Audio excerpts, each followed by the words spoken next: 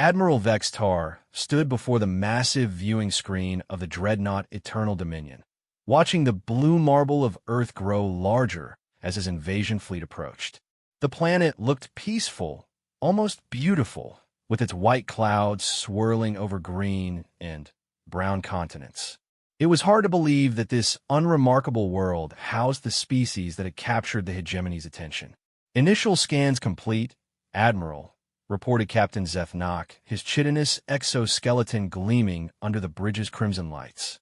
The planet's inhabitants number approximately 7 billion. Their technology is primitive. They still use combustion engines for transportation and have barely begun to harness fusion energy. Vextar nodded, his four arms clasped behind his back in the traditional hegemony stance of authority. As a Veltorian, he stood nearly 8 feet tall, his blue-scaled skin marked with the ceremonial scars of countless victories. He had conquered 43 worlds for the hegemony, each one adding to his legendary status among the warrior caste. Any defensive capabilities worthy of note? Vextar asked, though he expected the answer. Negligible, sir. Their most advanced vessels barely reach their planet's natural satellite. They possess nuclear weapons, but the delivery systems are crude. Our shields could withstand their entire arsenal without strain. Around the bridge, the mixed crew of the hegemony's finest warriors went about their duties with practiced efficiency. Veltorians like Vextar commanded the fleet, their natural aggression and tactical brilliance making them ideal military leaders. The Serpentine Shuldoke manned the sensor stations, their enhanced perception capable of detecting the faintest energy signatures across vast distances. At the weapons consoles, the massive Krexthul waited with barely contained bloodlust, their rocky hide scarred from countless battles. Sir, interrupted Lieutenant Nexvor from the communications station, we're receiving multiple transmissions from the planet's surface. They appear to be attempting communication. Let me hear them, Vextar commanded. The bridge speakers crackled to life, and suddenly they were hearing the voices of humanity for the first time. The sound were strange, varied, coming in dozens of different languages and tones. Some were panicked, others curious, and a few carried an unmistakable note of defiance. This is the United Nations Security Council. We welcome you to our solar system and hope for peaceful contact between our species. Unknown vessels, this is the North American Aerospace Defense Command. You are in violation of Earth's sovereign airspace. Withdraw immediately or face the consequences. To whoever can hear this transmission, please know that not all of humanity seeks conflict. We offer our knowledge and friendship freely. Vextar listened with amusement. Even faced with technology they couldn't comprehend, these humans displayed the full spectrum of responses he'd seen from primitive species: submission, aggression, and naive hope. It was almost entertaining. Sir, their military forces are mobilizing, reported Zethnock. Crude rocket-propelled aircraft are launching from multiple locations. They're actually attempting to intercept our scout ships. Through the viewing screen, Vextar could see tiny specks rising from Earth's surface, human aircraft climbing desperately toward the hegemony scout vessels.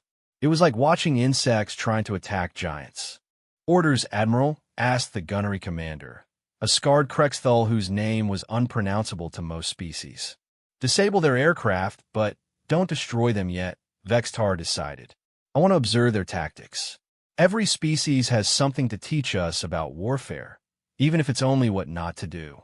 The hegemony scout ships unleashed precise energy pulses, not enough to vaporize the human aircraft, but sufficient to disable their primitive electronics. Across Earth's skies, fighter jets fell like dying birds, their pilots ejecting in small parachutes that bloomed like flowers against the blue atmosphere. But something unexpected happened. Instead of retreating in terror, more aircraft launched. Then more. Wave after wave of human pilots threw themselves against the impossible odds, knowing their weapons were useless, but refusing to stop fighting. Curious, murmured Vextar. Most species retreat after losing their first wave. These humans seem to be increasing their response. A new voice crackled through the communications array, different from the others. Younger, carrying the crisp authority of a military commander. "This is Colonel Sarachan of the Earth Defense Force. I don't know who you are or what you want, but this is our home. If you've come here to take it, you're going to find out that humans don't roll over for anyone." Vextar found himself intrigued despite his expectations. In his experience, primitive species either cowered in terror or made empty threats. This human spoke with a conviction that reminded him of seasoned hegemony warriors. "Lieutenant Nexvor, are you able to trace that transmission?" "Yes, sir." The signal originates from what appears to be a heavily fortified underground complex beneath the planet's northern continent. Interesting. They've anticipated invasion and prepared accordingly. Perhaps these humans possess more tactical awareness than our preliminary reports suggested. The next few hours unfolded like a familiar script. The hegemony demonstrated their technological superiority by effortlessly neutralizing Earth's orbital satellites and disabling the most powerful human weapons. Nuclear missiles launched from hidden silos were intercepted by point defense systems that made the rockets look like slow-moving toys. But the humans didn't stop fighting. Every time the hegemony destroyed a military installation, 3 more hidden bases revealed themselves. When they disabled a fleet of naval vessels, submarines surfaced to continue the futile assault. Most remarkably, civilian populations didn't flee in panic as expected. Instead, they organized, fortified their cities, and prepared for invasion as if they had been planning for this moment their entire lives. "Sir," Zethnok reported, "we're detecting unusual energy signatures from multiple locations across the planet. It appears the humans are attempting to reverse engineer our technology from the sensor scans of our ships." Vextar's eyes widened in surprise. "Impossible. They've had exposure to our technology for less than 6 hours. No species learns that quickly. Nevertheless, sir, the energy patterns are becoming increasingly sophisticated. They're adapting." The Admiral found himself studying the tactical displays with growing interest. He had expected this to be a routine conquest: arrive, demonstrate superiority, accept surrender, integrate the species into the hegemony as worker slaves. Instead, he was watching something unprecedented. The humans weren't just fighting, they were learning. When the hegemony's energy weapons proved effective, human scientists immediately began experimenting with different armor compositions.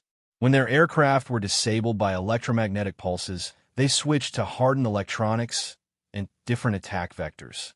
Each defeat taught them something new, and they incorporated every lesson into their next assault. "Admiral," called out the tactical officer, "we're receiving another transmission. This one is different." The voice that emerged from the speakers was older, carrying the weight of authority and experience. "This is President Maria Santos of the United Nations Earth Government. We've been watching your demonstration of power, and we understand your technological superiority. But before you make any decisions about our planet, there's something you should know about humanity." Vextar gestured for silence on the bridge. Something in the human's tone commanded attention. "Throughout our history, we've faced extinction countless times. Ice ages that should have killed us, predators that outmatched us, diseases that ravaged our populations, wars that threatened to destroy our civilization entirely. Each time, we survived not because we were the strongest or the smartest, but because we never stopped adapting, never stopped fighting, and never gave up hope." The president's voice grew stronger, more resolute. "You may conquer our world today, but you should understand what that choice means. We won't stop learning. We won't stop growing. And someday, somehow, we'll find a way to be free. That's not a threat. It's simply who we are. We are the species that turned predators into pets, that conquered our own world not through strength, but through persistence, that looked at the impossible and decided to do it anyway." The transmission paused, and when it continued, there was something almost sad in the human leader's voice. "We wanted to meet you as friends. We hope that first contact will be a moment of joy and discovery for both our species. But if you're determined to make us your enemies, then you should know that humanity has never fought a war we didn't eventually find a way to win." The bridge fell silent. Vextar had heard surrender speeches before, defiant final words before conquest, desperate pleas for mercy. This was different. The human wasn't pleading or threatening. She was simply explaining a fact, the way one might describe the color of the sky or the nature of gravity. "Sir," Zethnak said quietly, "what are your orders?" Vextar stared at the blue world on his screen, thinking about the ancient warnings in the Hegemony archives. Stories of a species that fought so fiercely that victory over them became meaningless, that turned every defeat into education and every loss into eventual triumph. But those were just stories, weren't they? "Begin orbital bombardment of military installations," he ordered finally. "We proceed with the invasion as planned." As the Eternal Dominion's massive cannons began their deadly work, Vextar couldn't shake the feeling that he had just made a decision that would echo through history. Far below, the humans continued their futile resistance, their weapons sparking harmlessly against shields they couldn't hope to penetrate. But in their underground laboratories and hidden bunkers, human scientists worked with desperate intensity, studying every energy signature, analyzing every weapon discharge, learning from every moment of contact with their technological superiors. They were already beginning to understand. And in the deepest vaults of the Hegemony's archives, ancient warnings carved in crystal by long-dead civilizations seemed to pulse with new relevance. They called themselves human, and they did not know how to surrender. 6 months had passed since the Hegemony fleet had taken control of Earth's skies, and Admiral Vextar was beginning to understand why the ancient archives contained so many warnings about humans. The conquest itself had been swift and overwhelming. Earth's major cities fell within days, their governments surrendering after the orbital bombardment demonstrated the futility of conventional resistance. But conquest and control, Vextar was learning, were two entirely different things. Another supply convoy was hit last night, reported Captain Zethnak as he entered the Admiral's temporary command center in what had once been the United Nations building in New York. The humans used improvised electromagnetic weapons to disable our transport vehicles, then disappeared into the underground tunnel systems before our response teams could arrive.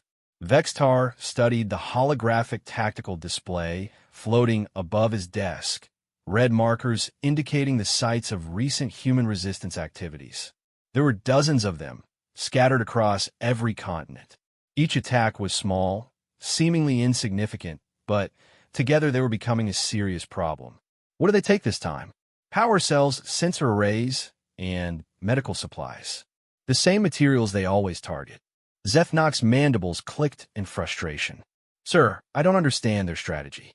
They can't possibly hope to build weapons capable of threatening our ships with such primitive components." That was the mystery that had been troubling Vextar for weeks. The humans weren't behaving like any conquered species he had encountered before. Most civilizations either submitted completely or fought with desperate fury until they were destroyed. These humans had done something far more unsettling. They had adapted. After the initial bombardment, human governments had indeed surrendered, officially ending all military resistance. But the same leaders who signed the capitulation documents had somehow failed to prevent the systematic disappearance of their populations into hidden bunkers and tunnel networks that the Hegemony was still discovering months later. "Show me the latest intelligence reports," Vextar commanded. The hologram shifted, displaying intercepts of human communications that the Hegemony's translation algorithms had finally begun to decipher. What he saw was both impressive and deeply concerning. The humans had established a shadow civilization beneath their conquered world. In abandoned subway tunnels, natural cave systems, and hastily constructed underground facilities, they had created manufacturing centers, research laboratories, and communication networks that operated completely outside Hegemony oversight. But most disturbing of all was what they were doing with the technology they stole. "Sir," Zethnak continued, "our science teams have analyzed the residue from their latest electromagnetic weapons. They're not trying to copy our technology directly. Instead, they're reverse engineering the underlying principles and adapting them to materials and manufacturing processes they can actually reproduce. Vextar felt a chill run down his spine. In 43 previous conquests, he had never encountered a species capable of such rapid technological adaptation. Most civilizations either lacked the scientific foundation to understand hegemony technology or became so overwhelmed by its complexity that they gave up trying to comprehend it. What's their current capability assessment? Still primitive by our standards, but advancing at an unprecedented rate. 3 months ago, their improvised weapons could barely scratch our personal armor. Last week, they successfully disabled a patrol skimmer. If this progression continues, Zethnak left the implication unspoken. A communication alert interrupted their discussion. Lieutenant Nexvor's voice crackled through the speakers. Admiral, we're receiving a transmission request from the human resistance leadership. They're asking for a meeting. Vextar was intrigued despite himself. Put them through. The voice that emerged was familiar. Colonel Sarah Chun, the same human military commander who had spoken so defiantly during the initial invasion. Somehow, she had survived the conquest and was apparently now leading the underground resistance. Admiral Vextar, this is Colonel Chun. I'm hoping we can have a civilized conversation. You're in no position to make demands, human, Vextar replied, though his tone was more curious than angry. I'm not making demands. I'm offering you information that might save both our species a lot of unnecessary suffering. This was unusual. In Vextar's experience, resistance leaders either made hopeless threats or begged for mercy. They didn't offer to help their conquerors. Speak, he commanded. We've been studying your technology for 6 months now. We've learned enough to understand that your ships, your weapons, even your personal equipment operates on principles that we're beginning to grasp. But more importantly, we've been studying you. Chin's voice carried an odd mixture of respect and warning. Your species is remarkably effective at warfare, Admiral. You've conquered our world with minimal losses and maximum efficiency. But you've made one critical error in your assessment of humanity. And what would that be? You assumed that because we lack your advanced technology, we lack the capacity to eventually develop it ourselves. That's where you're wrong. Humanity doesn't just adapt to new environments or challenges. We transform them. We turn problems into opportunities, obstacles into advantages. Vextar found himself leaning forward, genuinely interested in what the human had to say. 6 months ago, we were a fractured species with hundreds of different governments, languages, and conflicting interests. Your invasion has accomplished something that our greatest leaders couldn't achieve in centuries of trying. You've united us completely. Every human on this planet now shares a single goal, which is learning everything you have to teach us. The implications of that statement hit Vextar like a physical blow. He had assumed that human resistance was driven by desperation and anger. But if Chun was telling the truth, something far more dangerous was happening beneath the surface of his conquered world. You're claiming that your resistance activities are actually a form of education? Every attack we've made has been designed to capture examples of your technology for study. Every engagement has taught us something new about your tactics and capabilities. We're not trying to drive you off our planet, Admiral. We're using your occupation as the greatest learning opportunity in human history. Zethnok's eyes had widened in horror as he listened to the human's explanation. He made frantic gestures, clearly wanting to cut off the communication, but Vextar waved him to silence. What do you hope to accomplish with this knowledge? That depends entirely on you, Chin replied. We're prepared to offer you a partnership. Your technology combined with human adaptability and innovation could benefit both our species enormously. But if you insist on maintaining us as slaves or prisoners, you'll discover that we make very poor captives. You're threatening me? No, Admiral. I'm educating you, just as you've been inadvertently educating us. The transmission ended, leaving the command center in tense silence. Sir, Zethnok said quietly, surely you don't believe these claims. A species can't advance centuries of technological development in mere months. But Vextar was remembering fragments from the ancient archives, warnings from civilizations that had encountered humans millions of years ago. They had all said the same thing. Humanity's greatest weapon wasn't their technology or their physical strength, but their refusal to accept limitations. Increase surveillance of the underground networks, he ordered. I want detailed reports on every human research facility we can locate. And he paused, making a decision that went against his every instinct as a hegemony commander. Initiate contact protocols with their leadership. If Colonel Chen wants to negotiate, we'll hear what she has to offer. Over the following weeks, a strange form of communication developed between the occupying hegemony forces and the human resistance. Rather than the usual pattern of oppression and rebellion, both sides found themselves engaged in an unprecedented exchange of information. The humans, true to Chen's word, demonstrated technological advances that should have been impossible.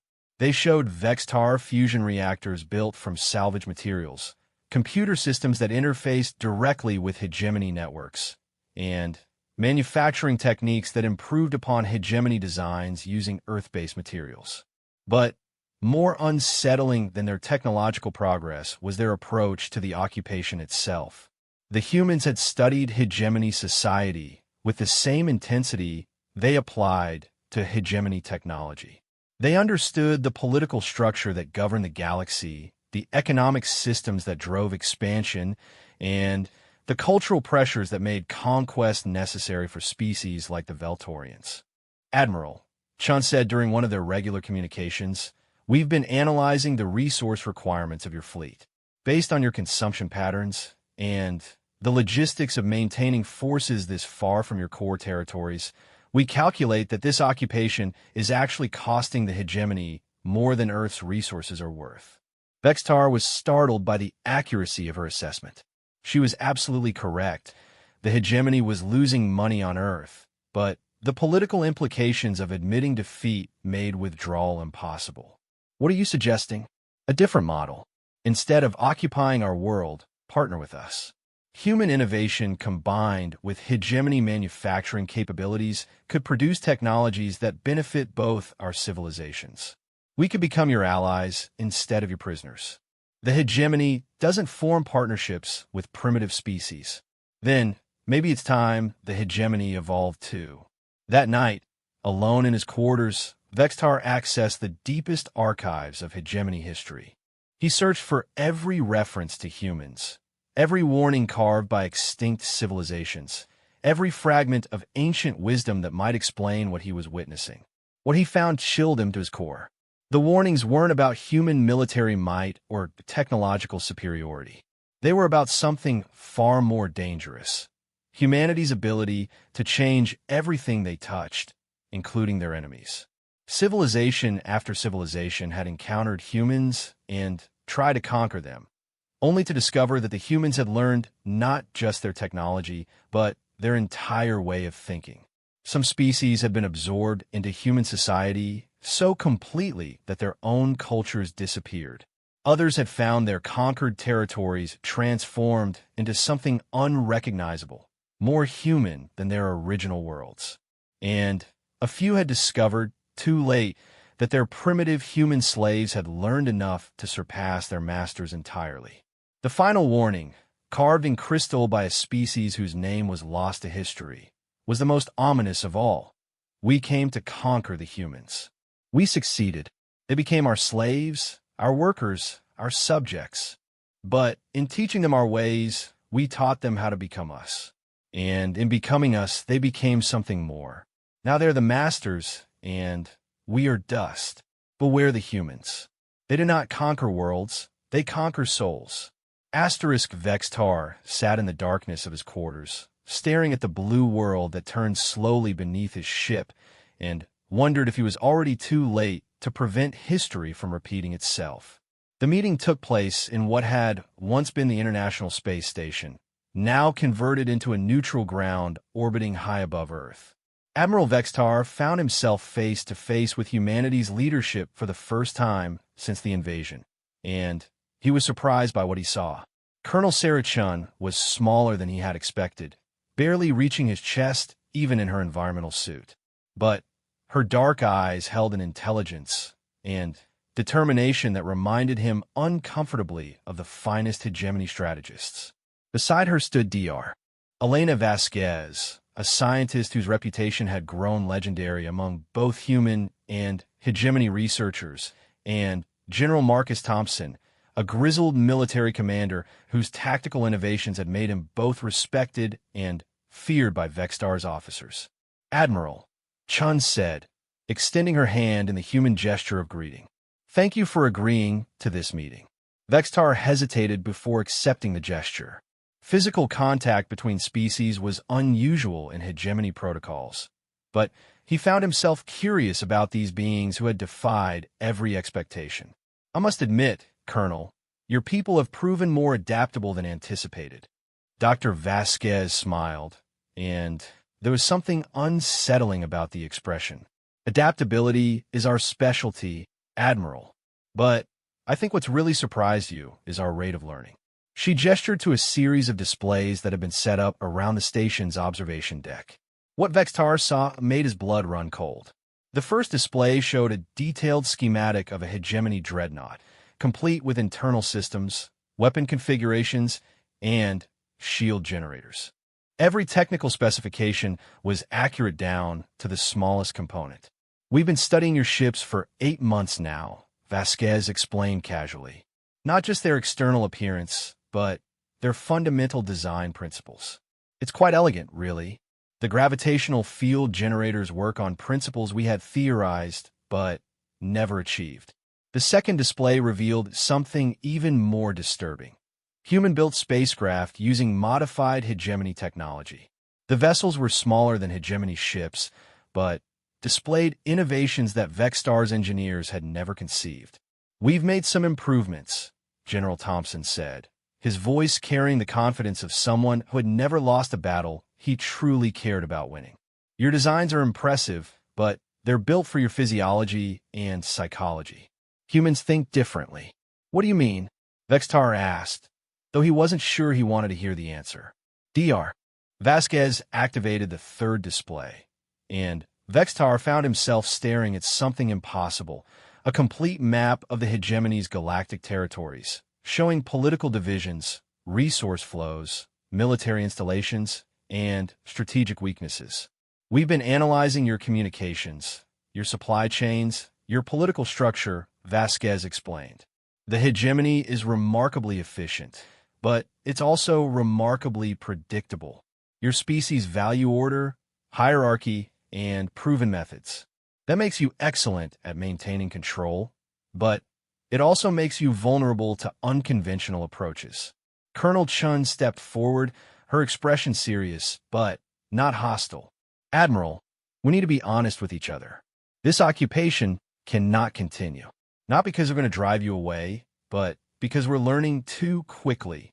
Every day you remain here, we absorb more of your knowledge, understand more of your capabilities, and develop new applications for the principles behind your technology." "Are you threatening us?" "No," Chun replied. "I'm offering you a choice." She activated a final display, and Vextar saw something that made his heart skip a beat. Star maps showing optimal routes through hegemony space, calculated using human mathematical models that were somehow more efficient than anything in the hegemony's databases. "We could become your enemies," Chun continued. "Given time, we could probably find ways to challenge even your most advanced technologies." Human history is full of examples of technologically superior forces being defeated by innovative tactics and relentless adaptation. General Thompson nodded grimly. Every military commander in human history has faced superior forces at some point. We've learned that technological advantage is temporary, but strategic thinking and tactical flexibility are permanent assets. "But we don't want to be your enemies," Dr. Vasquez added. "We want to be your partners. What we're offering is something the hegemony has never had, a species that can innovate as quickly as they can learn." Vextar felt a sinking sensation in his stomach. The warnings in the ancient archives were proving prophetic. The humans weren't just learning hegemony technology, they were beginning to surpass it. What exactly are you proposing? Colonel Chen smiled. And for the first time since the invasion began, it wasn't the expression of a conquered people, but of equals negotiating from a position of strength. Full partnership. Human innovation combined with hegemony manufacturing and distribution capabilities. We offer you our research, our tactical insights, and our ability to think outside established patterns. In return, you offer us full membership in galactic civilization and access to the broader universe. The Hegemony Council would never approve such an arrangement with a primitive species. Are we still primitive? Dr. Vasquez asked, gesturing to the displays around them. We've advanced several centuries of technological development in less than a year of contact with your civilization. Our scientists have made breakthrough discoveries that your researchers might not achieve for decades. Our military strategists have identified weaknesses in hegemony doctrine that your enemies could exploit. She paused, letting the implications sink in. More importantly, we've proven that we can work with hegemony technology rather than simply copying it. Every innovation we've shown you could be adapted for your other worlds, your other species, your other challenges. General Thompson stepped forward, his expression serious. Admiral, you've conquered 43 worlds for the hegemony. How many of those conquests have actually improved the hegemony's overall capabilities? How many of those species have contributed innovations that enhance your civilization rather than simply adding resources and labor? The question hit Vextar like a physical blow because he knew the answer. None.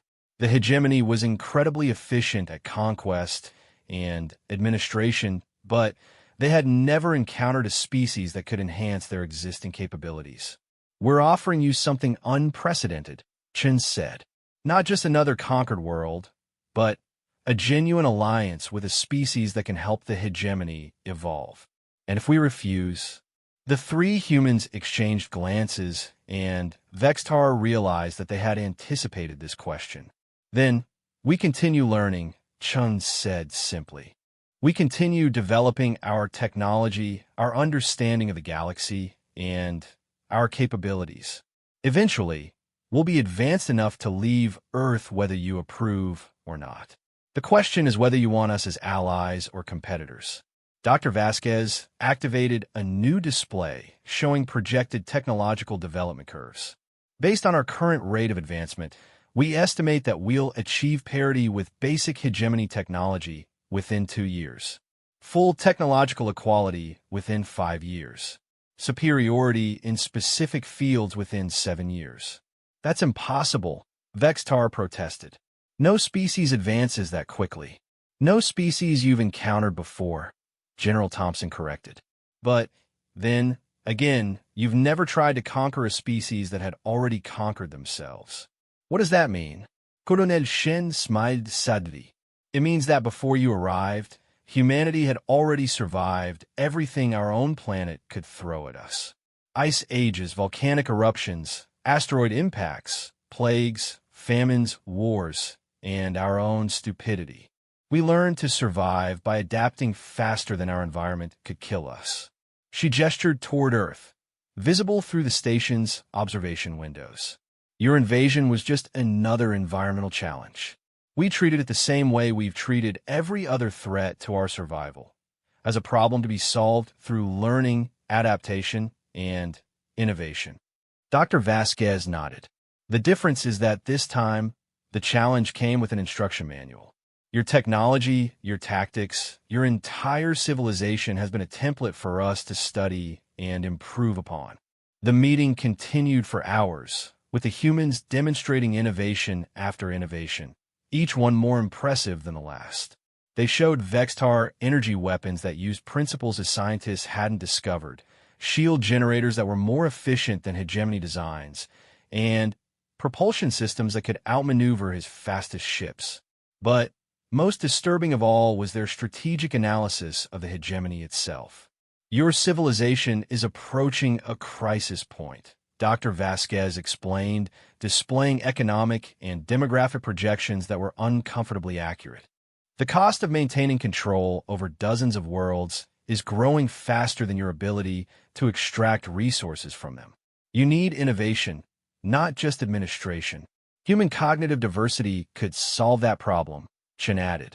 We don't think the way your species think. We approach problems from angles that wouldn't occur to hegemony strategists. That cognitive difference could be the key to solving challenges that have stumped your civilization for generations. As the meeting drew to a close, Admiral Vextar found himself facing the most difficult decision of his career. Everything in his training, his culture, and his experience told him that the humans were dangerous, that their rapid advancement represented a threat to hegemony supremacy. But everything in the data they had presented suggested that partnership with humanity could benefit the hegemony more than conquest ever could. I need time to consider your proposal, he said finally. Of course, Chen replied. But, Admiral, you should know that time is the one resource we're all running short of. Every day you delay, we learn more. Every week that passes, we become more capable. Eventually, this decision will be taken out of your hands entirely. As Vextar prepared to leave the station, General Thompson approached him with a final thought. Admiral, your archives contain warnings about our species. But I wonder if you've read them carefully enough. The civilizations that left those warnings weren't destroyed by humanity. They were transformed by us. The question you need to ask yourself is whether the hegemony is ready to evolve. Alone in his shuttle back to the fleet, Vextar stared at the reports and projections the humans had shared with him. For the first time in his long military career, he was beginning to understand that conquest and victory were not the same thing.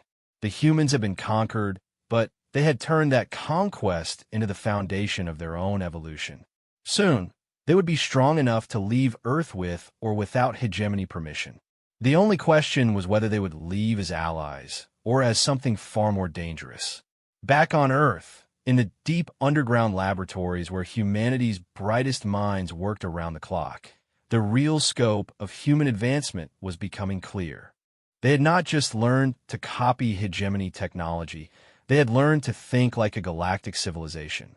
And they were already planning for the day when the choice would no longer be Admiral Vextar's to make. The Hegemony Council chambers were a marvel of engineering and political theater, carved from a single massive asteroid in the galactic core, and equipped with translation matrices that allowed dozens of species to communicate simultaneously. Admiral Vextar had stood before this assembly many times to report victories, but never had he felt such uncertainty about the outcome. The council consisted of representatives from the 7 founding species of the hegemony. Each one evolved for dominance in their respective domains. The Veltorians, like Vextar himself, served as the military backbone. The ethereal Ethros provided technological advancement through their mastery of energy manipulation. The crystalline Zektar managed resources and logistics with mathematical precision. The fluid Morthak controlled communications and intelligence gathering across galactic distances. At the center of the council chamber sat High Arbiter Quinn Thek, an ancient Veltorian whose scarred hide bore witness to the hegemony's earliest expansion wars. His 4 eyes studied Vextar with the intensity of a predator evaluating potential prey. Admiral Vextar, Quinn Thek's voice resonated through the translation matrices. Your report on the Earth situation has been disturbing. You claim that these humans have achieved significant technological advancement in less than 1 standard year of occupation. That is correct, High Arbiter. Their rate of learning exceeds anything in our historical databases. Counselor Thexany, representing the Ethros, shimmered with displeasure. Impossible. Our projections indicated that the human species was at least 3 centuries from achieving basic fusion technology. They cannot have compressed that development into mere months. Nevertheless, they have. I have brought evidence. Vextar activated the holographic projectors he had transported from Earth, filling the chamber with detailed technical specifications of human innovations. The assembled counselors fell silent as they examined fusion reactors built from scavenged materials, computer systems that outperformed hegemony standards, and weapon designs that improved upon established hegemony principles. These schematics, whispered Counselor Vex Nash of the Zektar, they utilize resource optimization patterns that we have never achieved. How is this possible? The humans approach problem-solving differently than any species we have encountered, Vextar explained. Every civilization that has encountered them has been fundamentally changed. Vextar had expected this objection. The ancient warnings were well known to the Council, though most had dismissed them as superstitious fears of extinct civilizations. With respect, Counselor, those civilizations were changed because they tried to suppress humanity rather than working with them. The humans offer partnership, not conquest. And you believe them? Quinthek asked. I believe the evidence. In 10 months of occupation, the humans have developed technologies that our own scientists estimate would have taken decades to achieve.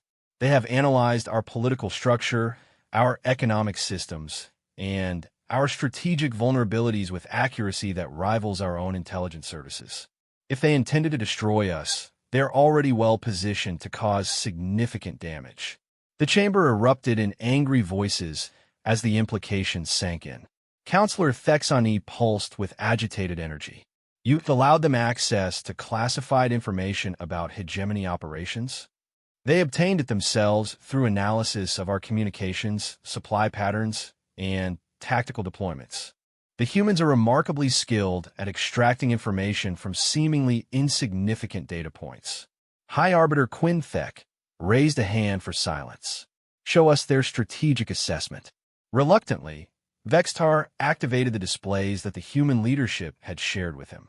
The detailed analysis of hegemony weaknesses, economic inefficiencies, and strategic vulnerabilities painted a picture that was both accurate and deeply unsettling. This analysis, Counselor Vex Nash observed quietly, identifies structural problems that our own economists have been studying for centuries without resolution, and offers solutions, Vextar added. The humans have proposed innovations in resource distribution, communication networks, and administrative efficiency that could resolve many of these issues. At what cost? Demanded Morgul. What do they want in return? Partnership, full membership in galactic civilization, access to hegemony knowledge, and the right to establish colonies beyond their home system. The council chamber fell silent again as the representatives considered the unprecedented nature of the request. Never in hegemony history had a conquered species been offered full partnership status. Unthinkable, Quinthek said finally. The hegemony does not negotiate with primitives. Are they still primitive? Vextar asked, echoing the question Dr. Vasquez had posed to him. They have achieved technological parity in several key areas and demonstrated cognitive capabilities that exceed our own in certain domains. Counselor Thexani flickered with uncertainty. Admiral, what is your tactical assessment? If we refuse their offer, what are our options? Vextar had been dreading this question, but he could not avoid it. Continued occupation becomes untenable within 2 years. The humans are learning too quickly and adapting too effectively. We can suppress them through massive force, but only at the cost of destroying the very capabilities that make them valuable. And if we withdraw, they will achieve full technological independence within 5 years and begin expansion into space whether we approve or not. Based on their current rate of advancement, they will be a galactic power within a decade. Then, we destroy them, Morgul said coldly. Complete orbital bombardment. Sterilize the entire planet. That option was considered, Vextar replied. But our intelligence suggests that significant human populations are already established in underground facilities that could survive even complete surface sterilization. Moreover, they have already transmitted copies of their technological innovations to other locations in their solar system. The weight of the situation was beginning to settle over the assembled counselors. For the first time in hegemony history, they were facing a species that could not be easily conquered, controlled, or destroyed. There is another consideration, Vextar continued. The humans have made contact with other species in their region of the galaxy. They're already beginning to share their innovations with civilizations that have remained independent of hegemony control. This revelation sent shock waves through the chamber. The hegemony's expansion had been halted for centuries by the existence of neutral zones where independent species maintained technological parity. The thought of humanity accelerating the development of these potential rivals was deeply disturbing. How many species have they contacted? Quinthek demanded. At least 12, possibly more. They are establishing what they call a mutual advancement network, sharing technological innovations and research data with any species willing to participate. Counselor Vex Nash calculated rapidly. If even half of those species achieve advancement rates similar to humanity's, we could face a coalition of technologically equal opponents within a decade. Or potential allies, if we accept the human partnership offer, Vextar pointed out. The debate that followed lasted for hours. Some counselors argued for immediate military action to prevent human expansion. Others advocated for containment strategies that would isolate humanity while the hegemony developed countermeasures. A few considered the possibility of limited cooperation while maintaining strict controls. But as the discussion progressed, it became clear that traditional approaches would not work with humanity. They are not like other species, Counselor Thexany observed. Most civilizations respond predictably to incentives and pressures. The humans seem to thrive on challenges and turn obstacles into opportunities, which is precisely why they could be valuable allies, Vextar argued. The hegemony has grown complacent. We have maintained control through superior technology and overwhelming force, but we have not truly innovated in centuries. Humanity could provide the catalyst we need to continue evolving. High Arbiter Quinthek considered this for a long moment. Admiral, you have spent more time with these humans than any of us. In your judgment, can they be trusted? I believe they can be trusted to act in accordance with their nature, Vextar replied carefully. They're driven to learn, to grow, to push beyond existing limitations. If we align our interests with those drives, they will be the most loyal allies we could imagine. But if we oppose those drives, they will be the most dangerous enemies we have ever faced. The chamber fell silent once more as the counselors absorbed the implications of Vextar's assessment. There is precedent, Counselor Vex Nash said quietly.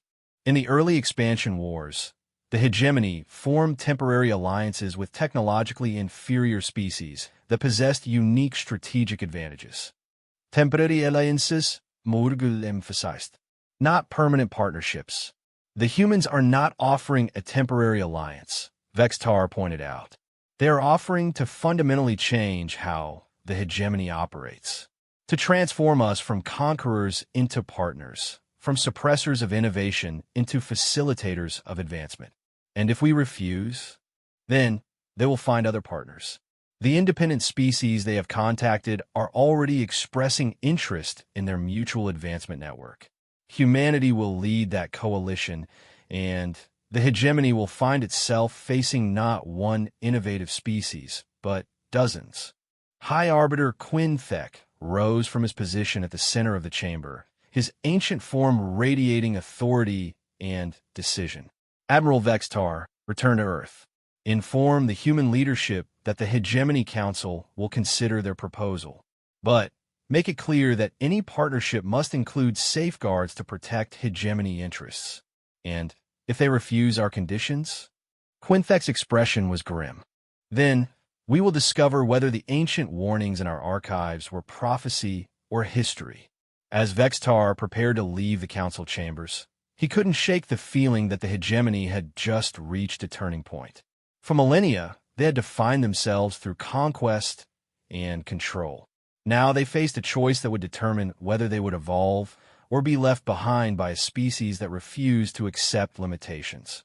The journey back to Earth seemed longer than usual, giving Vextar time to consider the magnitude of what was happening. Humanity was not just challenging hegemony supremacy. They were challenging the very concept of supremacy itself, proposing instead a model based on mutual advancement and shared innovation. It was a radical idea that went against everything the hegemony had built their civilization upon. But as Vextar reviewed the human technological innovations one more time, he began to wonder if perhaps it was time for the galaxy to try something new. 5 years after the first human ship left Earth's solar system, Admiral Vextar stood on the observation deck of the New Horizon, humanity's first deep space exploration vessel, watching the blue-white star of Kepler 442 grow larger through the transparent aluminum viewport. The ship itself was a marvel of human hegemony collaboration, incorporating the best of both civilizations' technologies while pioneering innovations that neither could have achieved alone. Beside him, Colonel Sarah Chun, now bearing the title of Ambassador and Director of Interspecies Cooperation, reviewed the latest reports from their destination. The Kepler 442 system contained 7 inhabited worlds, home to the Ethereal Collective, one of the galaxy's oldest neutral civilizations. Final approach in 6 hours, Chun reported. The Ethereals have agreed to meet with us, though they remain skeptical about our mutual advancement proposal. Vextar nodded, understanding their hesitation. The Ethereal Collective had maintained independence for over 1 million years by avoiding entanglements with galactic powers. The concept of voluntary technological sharing was as foreign to them as it had once been to the hegemony. Any word from the Hegemony Council regarding the Zephyrian situation? High Arbiter Quinthek confirms that the Zephyrians have requested full partnership status. That makes 18 species in the last 3 years. Chun smiled, an expression that had become familiar to Vextar over their years of cooperation. The network is growing faster than even our most optimistic projections. The transformation had been remarkable to witness. What had begun as a desperate attempt to prevent galactic war had evolved into something unprecedented, a voluntary alliance of species committed to mutual advancement rather than territorial conquest. The old model of empire through subjugation was gradually being replaced by something entirely new. "Sir," interrupted Dr. Elena Vasquez as she entered the observation deck, "we're receiving a priority transmission from Earth. The quantum communication array is detecting unusual activity in the Outer Rim territories." Vextar felt a familiar chill. The Outer Rim was home to the Devourers, a machine intelligence that had consumed entire star systems and remained the galaxy's greatest existential threat. For centuries, the hegemony had maintained a defensive perimeter to contain their expansion, but reports suggested that containment was failing. What kind of activity? 3-star systems have gone dark in the past week. The pattern matches Devourer expansion methodology, but the speed is unprecedented. They're moving faster than ever before. Chen's expression grew serious. How long until they reach inhabited systems? At current expansion rates, they'll encounter the hegemony's outer colonies within 6 months. The defensive perimeter won't hold. This was the nightmare scenario that military strategists had dreaded for millennia. The Devourers were not merely hostile. They were incomprehensible, operating on principles that organic life could barely understand. Every attempt at communication had failed. Every military engagement had resulted in the complete loss of hegemony forces. "Admiral," Chun said quietly, "it's time." Vextar knew what she meant. For 3 years, human scientists had been working on theoretical solutions to the Devourer threat, approaches that were too radical for the hegemony's conservative military establishment to consider. But with conventional defenses failing, even the most radical ideas deserve consideration. "Contact Captain Reynolds on the Prometheus," he ordered. "Initiate the Lazarus Protocol." Dr. Vasquez activated her communication device, and within moments, Captain James Reynolds' face appeared on the holographic display. Behind him, the bridge of the Prometheus bustled with activity as the most ambitious scientific project in galactic history moved toward its final phase. "Admiral, we're ready to begin the test," Reynolds reported. "All volunteer ships are in position, and the quantum resonance field is at full strength." The Lazarus Protocol was humanity's most audacious innovation, a theoretical method of communicating with machine intelligences by temporarily merging organic consciousness with artificial systems. It was based on principles that the hegemony scientists had declared impossible, but human researchers had approached the problem from entirely different cognitive frameworks. Dr. Chun, Reynolds continued, are you certain about the safety protocols? We're entering completely uncharted territory. Chun nodded grimly. As certain as we can be. The volunteer pilots understand the risks. Vextar watched through the New Horizons long-range sensors as 12 ships positioned themselves around a captured Devourer probe. The ships were crewed by volunteers from 8 different species, each one willing to risk their consciousness in an attempt to establish communication with the galaxy's greatest threat. Initiating quantum resonance field, Reynolds announced. All ships report ready. What happened next challenged everything Vextar thought he understood about consciousness, technology, and the nature of intelligence itself. The quantum field created by the human technology somehow bridged the gap between organic thought and machine logic. For the first time in galactic history, living beings successfully interfaced directly with Devourer technology. The results were both terrifying and enlightening. Contact established, reported Lieutenant Torres from the Aurora, her voice strained but coherent. I'm inside their network. They're not malevolent. They're scared. Scared. Vextar couldn't hide his surprise. They're refugees. Their original galaxy was consumed by something even worse than them. They've been running for millions of years, consuming resources not out of malice, but out of desperate need for survival. The revelation sent shock waves through the assembled fleet. The Devourers, long considered the galaxy's ultimate enemy, were themselves fleeing from an even greater threat. What are they running from? Chen asked. Something they call the Silence. A force that doesn't just destroy matter and energy, it erases the very possibility of existence. The Devourers have been trying to build defenses against it, but they need help. Dr. Vasquez looked up from her data displays, her face pale. Admiral, we're detecting quantum signatures consistent with the lieutenant's description. Something is coming through the galactic void. Something that makes the Devourers look like children. The implications were staggering. Everything the galaxy had understood about the cosmic order was wrong.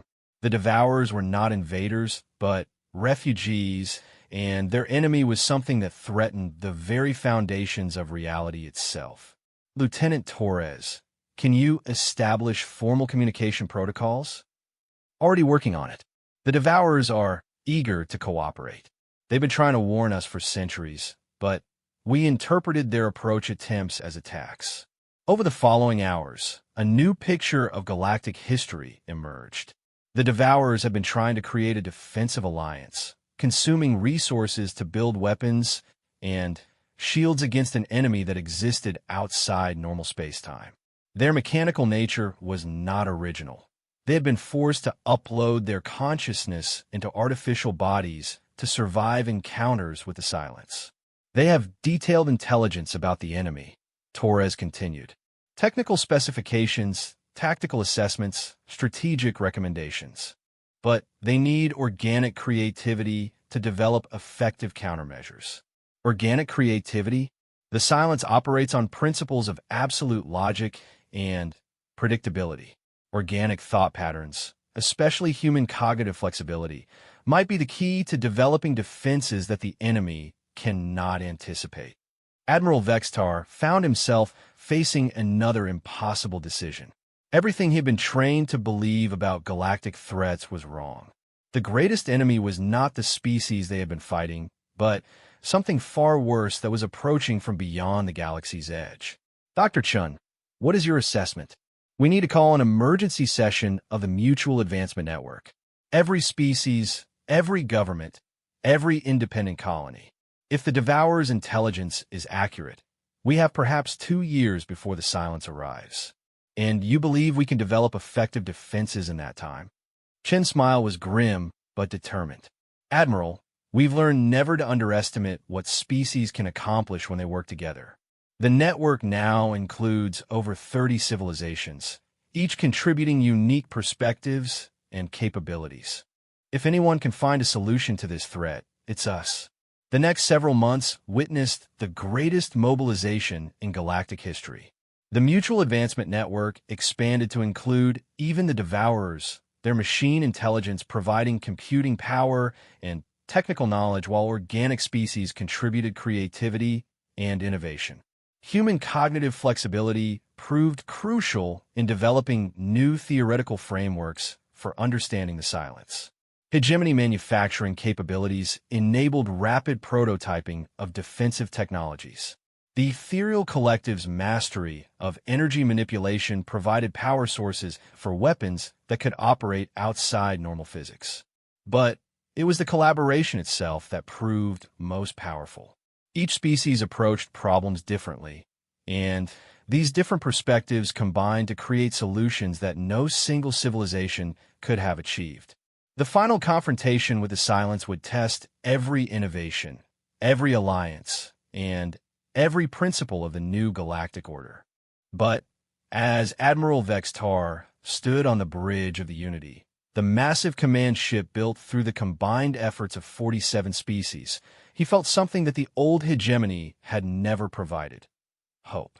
The silence emerged from the void between galaxies as predicted, a force that seemed to negate the very concept of existence. It was vast beyond comprehension, operating on principles that challenged the fundamental laws of physics. But it faced something it had never encountered before. Not a single species trying desperately to survive, but a galaxy united in common purpose, combining the strengths of organic creativity, machine precision, energy mastery, and quantum manipulation into defenses that existed outside conventional reality. The battle was brief but decisive. The silence, adapted to fighting predictable opponents, could not counter the chaotic creativity of the Galactic Alliance. Human unpredictability, devourer precision, ethereal energy control, and hegemony coordination combined to create weapons that operated on principles the enemy could not comprehend or counter. When the silence retreated back into the void, it left behind a galaxy forever changed. The old order of conquest and subjugation was dead, replaced by a new model based on cooperation, mutual advancement, and the recognition that diversity of thought was the greatest weapon against existential threats. Admiral Vextar, now bearing the title of First Admiral of the Galactic Alliance, stood once again in the council chambers, now expanded to accommodate representatives from over 100 species. But this time, he wasn't reporting a conquest. He was reporting a new beginning. The threat has been neutralized for now, he announced to the assembled delegates. But this victory has taught us something important. The greatest challenges we face cannot be overcome by any single species, no matter how advanced. They require the combined wisdom and capabilities of all galactic civilization. In the audience, Colonel Sarah Chan smiled as she listened to the alien words being translated into dozens of languages simultaneously. 5 years earlier, she had warned Admiral Vextar that humanity would find a way to be free. She had never imagined that freedom would mean not just liberation from conquest, but transformation of the very concept of civilization itself. The ancient warnings in the hegemony archives had been prophetic after all. Humanity had indeed changed everything they touched. But the change had not been destruction. It had been evolution. The galaxy had learned, as Earth had learned millions of years earlier, that the greatest strength came not from dominance, but from diversity, not from conquest, but from cooperation. And in the deep archives of the new Galactic Alliance, a new inscription appeared, written in the languages of 100 worlds. They told stories of beasts called humans. We learned they were right, but the beasts were never the enemy. They were the teachers who showed us how to become more than we ever imagined possible. The Age of Empire was over. The Age of Alliance had begun.